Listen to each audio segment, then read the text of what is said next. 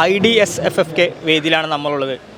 മത്സര വിഭാഗത്തിൽ പ്രദർശിപ്പിച്ച ഡോക്യുമെൻ്ററി ലാൻഡ് ഓഫ് മൈ ഡ്രീംസിൻ്റെ സംവിധായക നൗഷി ഖാനാണ് നമുക്കൊപ്പം ഉള്ളത്. Hi Naushi. Hi. And first of all, how was the screening here?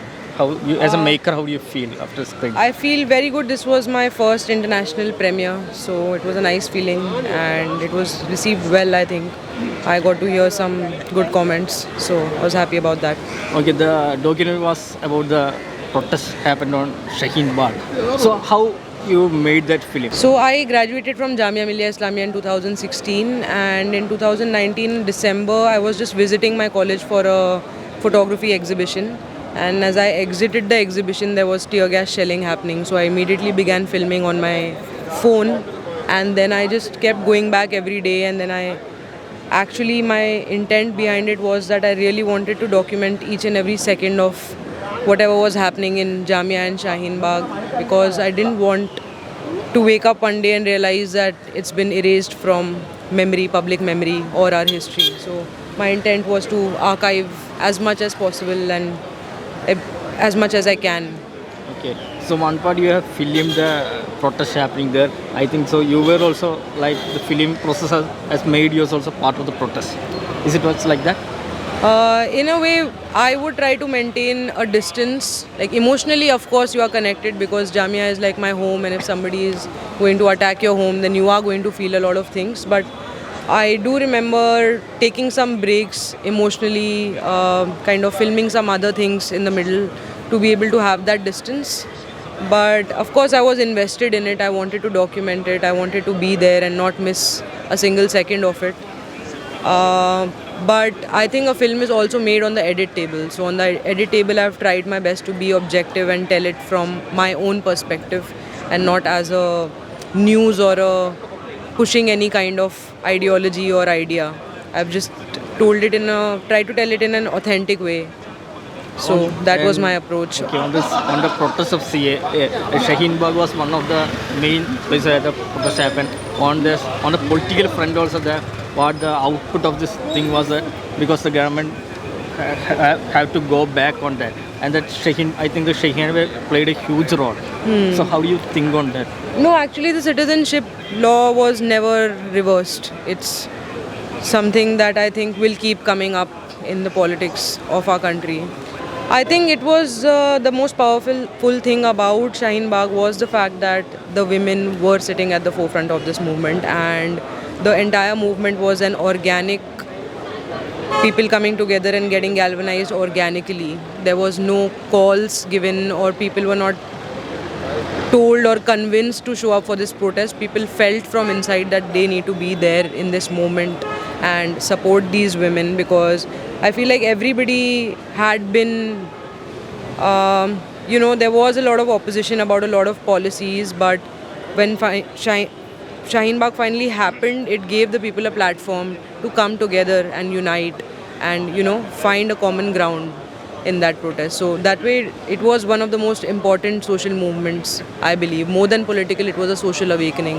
Okay, and one more thing, when I was looking, you have made another documentary, you have worked a part of it. It was on Kashmir, militarization. Okay, that's the one thing we have keep on talking, and I think when we are time, that issue has becoming more and more in present day. And what was the intent that you made on make a documentary on Kashmir?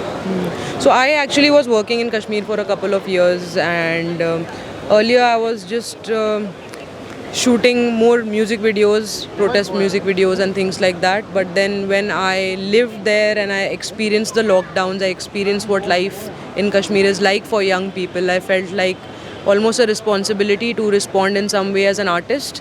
That's when I got involved with this documentary as an editor with my friend, and he was shooting it at the time that I was living in Kashmir and working in Kashmir. So we decided to come together on this project because things happening around us made it impossible for us to ignore them, actually.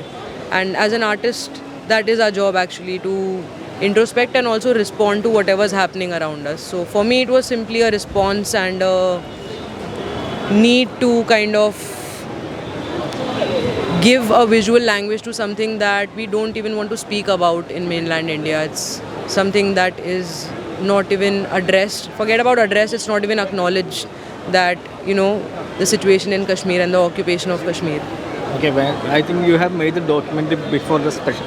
You have made the documentary at the stage when the special status was there. Yeah, yeah. But when the documentary came out, I think the special status was Had been revoked. Yeah. Revoked, okay. And then presently now this is the anniversary has come, and I think there was the government has tried like no sound should raise Come out, again. yeah. Like that.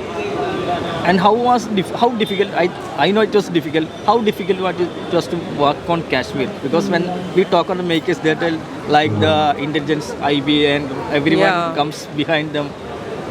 I mean, right now in Kashmir, I feel is like the most difficult time for journalists that it's ever been, ever. Because I was filming there recently also, and I feel like nobody is ready to speak. Even your human rights activists and defenders are unwilling to speak because so many state agencies are hounding them, and there's massive repercussions for something as simple as retweeting or liking somebody's comment, or being a journalist. For simply doing your job, you're having to face very serious consequences. So for me, shooting in Kashmir after 370 was revoked was really heartbreaking, because the people who I had interviewed for so many years and had always been willing to appear on camera and give interviews and speak candidly and openly about the situation in Kashmir have also now stopped talking, and they hate the fact that they are not able to talk, because they support the media, they support the journalism that people are trying to do over there. But right now is a situation where they cannot talk because they have been completely pushed to the wall. Okay. One thing, and when we are talking about this documentary and the Kashmir, and I think they are working on the Kashmir documentary, all the documents are fully, I think it is fully political. And when the present status of our country, there was a issue that when we talk something against the government, it is too difficult to come out. I think the screening process and all are very difficult. It's very scary. So, how as a maker, how you think of our future? I'm like yesterday also in the panel I said that I'm actively trying to not think about the future because it's so uncertain, and of course I know the repercussions that can come from making a film like Land of My Dreams, and I'm aware a lot of my friends like Umar is still in jail for simply saying the truth, or like saying his truth, whatever people want to perceive it as. So many people like Sharjeel they're also students like you have been, I have been. So they are all people like us.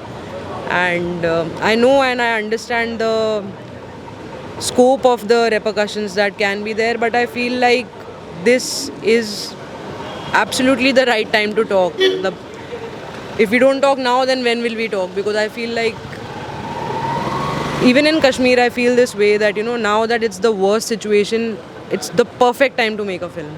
When else are you going to make a film? It just motivates me so much that I am not able to feel that fear right now. Maybe in the future I will be scared, I don't know. But right now I don't feel very scared. I feel very proud that I'm setting an example and I'm inspiring people to, tell their own stories. And I'm okay with whatever comes next because I know that I'm saying the truth. Okay, thank you. Let the more brave films come from you. Yeah, thank you.